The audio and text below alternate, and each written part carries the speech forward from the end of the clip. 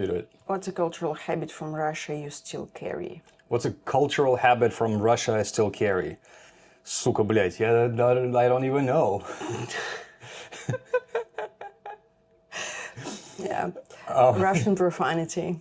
Russian profanity, number one, for sure, definitely. I mean, we speak Russian to each other most of the time, although we do speak English sometimes. But profanity, like Russian profanity, I believe should be given UNESCO heritage status. You know, seriously, like, русский язык без мата, как борщ без томата. You know, I mean, I don't know, like, you guys probably not understand it. Like, literally it means Russian language without obscene language is like borscht without tomato. It rhymes in Russian, so it kind of sounds a little funny, but that's number one. And even though we live in Thailand currently, and I'm dedicated to leading the expat lifestyle, I have another channel dedicated to that, but of course, despite the fact that I sound American when I speak English, and I'm also an American citizen, and I also carry quite a bit of American mentality with me. I was born in Russia, and I am undoubtedly Russian. So, having said that, what do you think? What like Russian cultural habits I carry? I would start with what cultural habits we have. Cultural habits. Well, the first cultural habit both of us have, it's not really a habit, it's more like attitude, is a very skeptical view on like just about anything. You know, a very like not very trusting view towards politics, towards new concepts, towards pseudo-scientific stuff, towards any like theories, conspiracy theories, medical treatments, just about anything, you know, just skepticism. I think a lot of Russians share that one. I know one sort of cultural habit you have. What, buckwheat? Eating buckwheat. Buckwheat, for sure. That is a very Russian thing to eat, actually. And it's really good for you, too. Like, really good for you. Yeah. Look it up. Plenty of antioxidants. Antioxidant? Antioxidants. It's a hard one. I'm going to say this again. That's what she said, but all right. But vitamins, yeah, a lot of like micronutrients, really like have like a lot of benefits for your health. I used to cook these little. I had these little clay pots, and I would put them in the oven, and I would make like buckwheat and mushrooms and like beef in there, so it'd be like all kind of mixed together in a pot. Pretty much cooked in the oven for a bit, and that was so good. You put some herbs in there too, put some butter in there. It's yummy. It's a very Russian thing to make. Actually, when I was in Russia, I didn't eat buckwheat that much. Really? Yeah, but while we moved abroad, you know, so it seems so tasty right now. Yes, it does. Yeah, and luckily we can buy it here. There is a very large Russian expat community in Thailand, specifically in Phuket, and a lot of them like run businesses, and they sell stuff online, so you can order buckwheat online here in Thailand easily.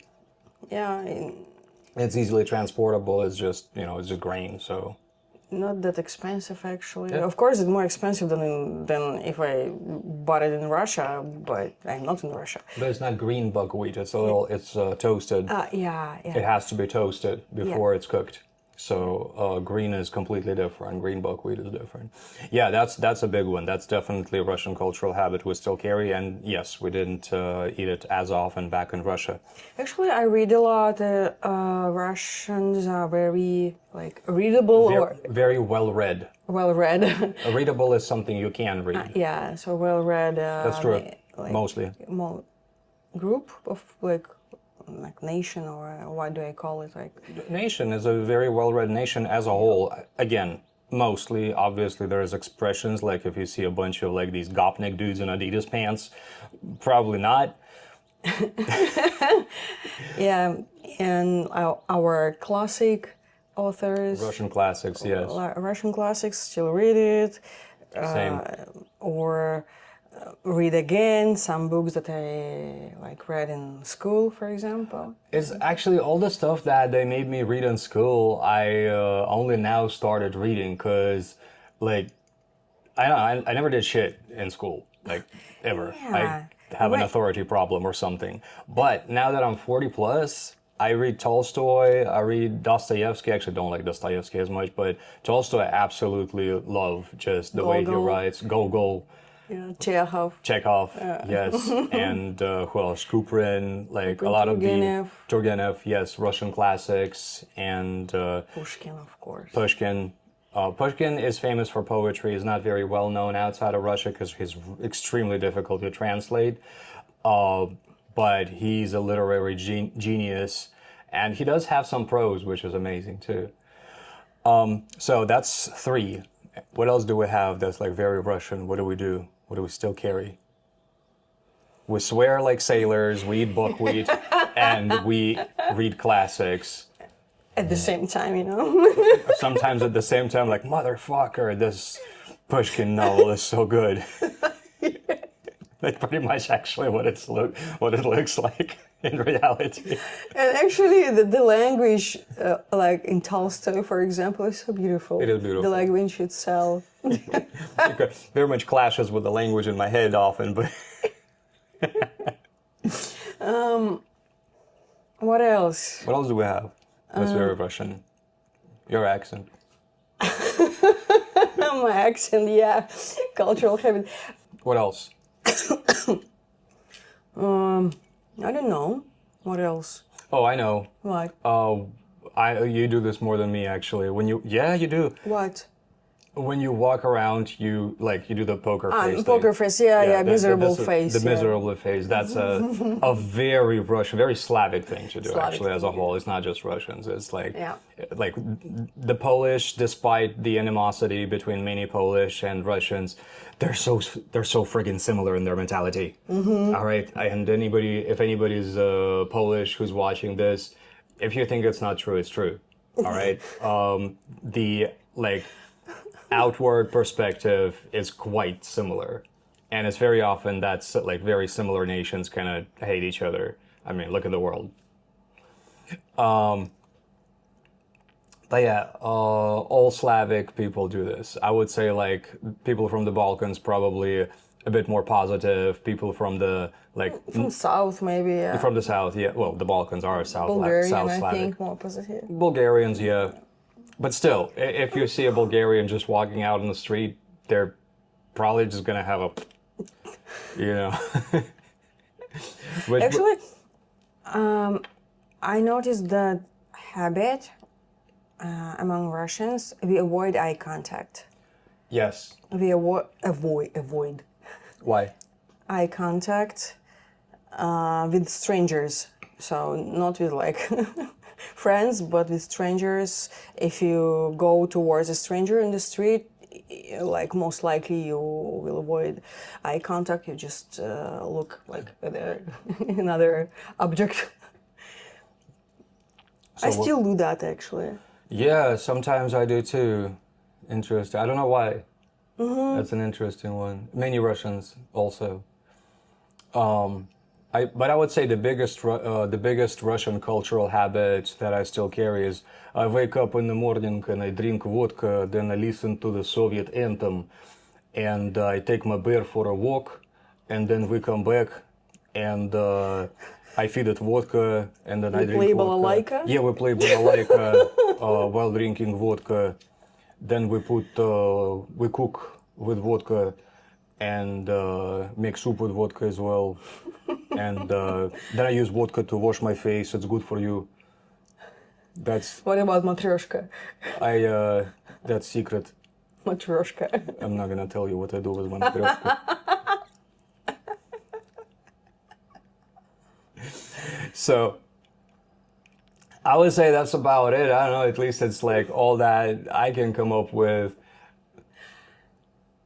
Now, if I speak about like Russian cuisine, I think We don't really cook much Russian cuisine. but it relates to any nation. Like go to Indian restaurant, you will see a lot of Indians there. Go to, I don't know, Vietnamese restaurant, you will see a lot of Vietnamese there. So people stick sometimes To their, to that's their true. to I mean, their there is a Russian cuisine. restaurant here in Chiang Mai, and we hang out there sometimes. Like the guys who hang out there are quite lovely. We actually play games with them sometimes. We have like group games.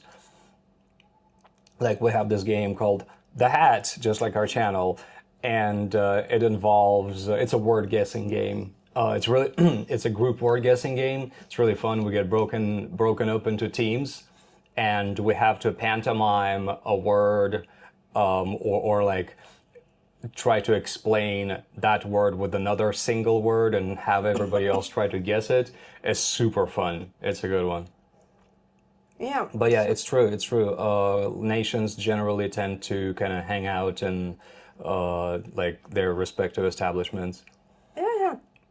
So but buckwheat is Buckwheat is different. it's holy. That's holy. Yeah, that's holy. Yeah, that doesn't change. But I don't know. Maybe we're not like super typical Russian. Like we don't. I don't know. We don't really drink. We don't go out. We don't. Many Russians like the beach. Many Russians like the sea. That's why Phuket has such a large diaspora, because it's got like lots of beaches there.